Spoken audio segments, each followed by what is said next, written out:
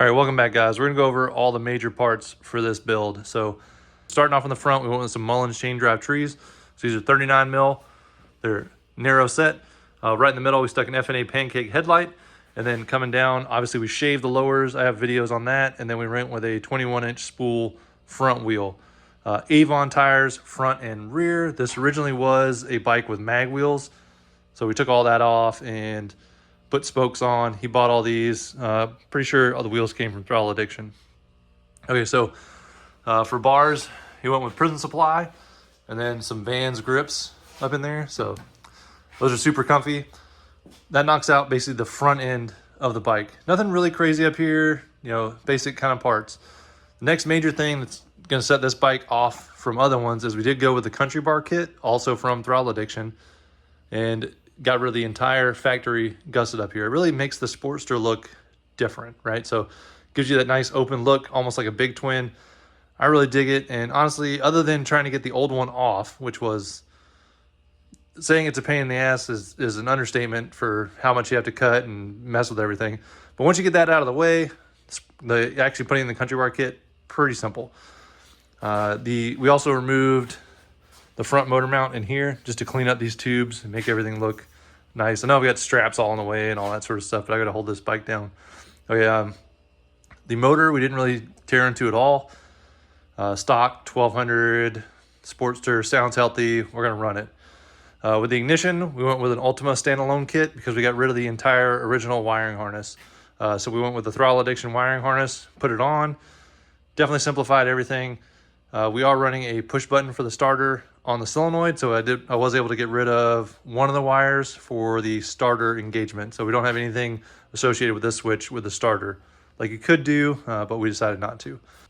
All right, then the next major thing to talk about is the foot, clutch, and jockey shift setup. So this all came from Prison Supply. They give you the derby cover, their foot clutch setup, and then also the jockey shift setup. So very nice, real high quality components, bolted right on, works right over.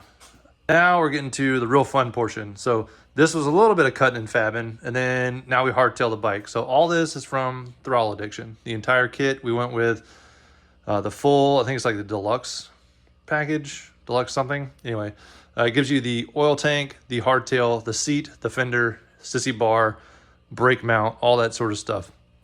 So with all that, you know, everything's gonna go together in one shot. You don't have to worry about parts mixing, matching, maybe something doesn't work, maybe something does work, right? All that sort of stuff. This all just goes together super easy, and everything fits in there very nice, the way they have the brackets and everything set up. So nice setup. So once we got that done, obviously chopped the frame, did all that sort of stuff, and then sent it all off. We went and got the entire frame sandblasted, and then I sprayed it in the yard, clear coated it, and then obviously I did not do these myself. So these got sent out, and they did a kick-ass job on this paint job. I mean, just look at all the green pinstriping around all the flames, and this gold flake is, oof, that's just nice. Okay, so we got all those done, tins and everything else.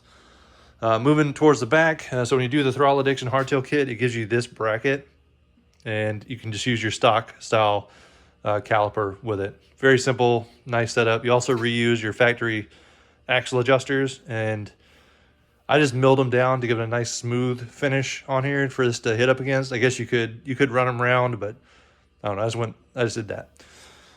And then Avon tire in the rear, obviously. So coming around to the other side, exhaust was on it originally. I don't know who made it, but it works pretty good for how we have this thing set up. We also did the chain drive conversion. So this converts you over to a 530. It has one spacer. It goes up here behind the sprocket, and then it gives you both sprockets. Pretty simple setup, and went on relatively easily. The other side of the motor. So we decided to go with Prison Supply again. The breather bolts, carb support, and the Bristol breather. And it looks so nice. And then we get down here to the cam cover. So we did decide to go with a shaved down cam cover. Just cut everything off in here, and then this was originally chrome and like some horrible black paint and everything on it. So I hit it with a flap wheel and took all of the old paint and chrome and everything off until I got down to the aluminum. Once we got to aluminum, smoothed it all, and then came back with a Scotch-Brite rubbed over everything, gave it a nice brush look, and we're just gonna leave it kind of this setup for right now. You can also see the sprocket cover back here. We decided to shave this way down. So originally all this would have been covered up, but with this all cut down, it just didn't make any sense. So we cut all the way back down to the actual foot peg support. And I know a lot of people were commenting, the aluminum, this, that, you know, it's not gonna support anything. So this under here, I don't know how well you can even see it up under there. Let me see. See this big piece of metal, this big chunk, and then how it's got a, let's see, you even see in there. See that bolt? That big bolt. So that stud goes right into the side of the engine case. So what I did was, this part here is all metal, where it's the support that goes back to the master cylinder, then comes up to the foot peg. So I welded in 1/8 inch steel plate all the way down to hook into that stud. So now all this is, I mean, supported by the aluminum, and I still left some of that. You can see that rib and everything there for support. But I went ahead and connected it directly to that other stud below, where it was just aluminum. Now it's steel on this side and aluminum on the back. That should be more than enough to hold anything up, I think, honestly. And I don't think we're gonna end up with any weird fracturing or something like that future down the road somewhere. We also went with prison supply for this mids setup over here. Reused the factory master cylinder, and then all that sort of stuff. We did have to swap over to a pressure switch just right off of the banjo bolt here to run for the brake light. And then obviously the lines kind of run back up under the motor and then go back around the other side. We wanted to keep it nice, neat. I didn't want some other random, brake switch hanging out somewhere. It's just going to be kind of obvious and ugly. And that kind of finishes up this side of the bike for the most part.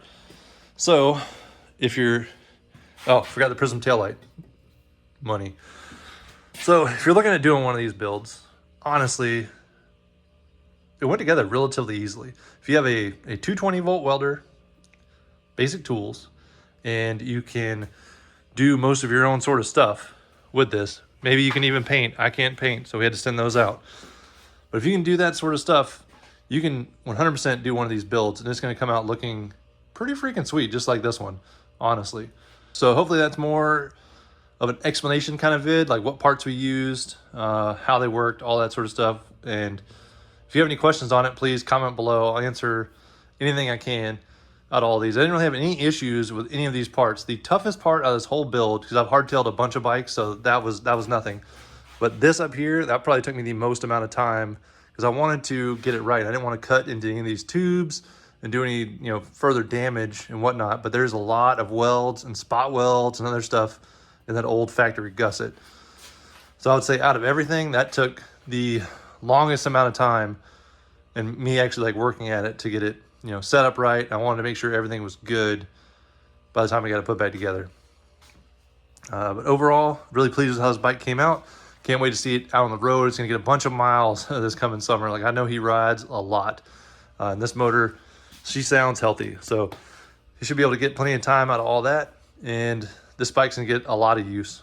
So if you do have any questions, let me know. But now we're gonna get on to the next one, which I think you guys have already seen. One of those motors, a shovel head, and this frame we just hardtailed, and it's gonna get raked out and be a huge, long chopper. But that's where we're gonna end off for this one and move on to the next build.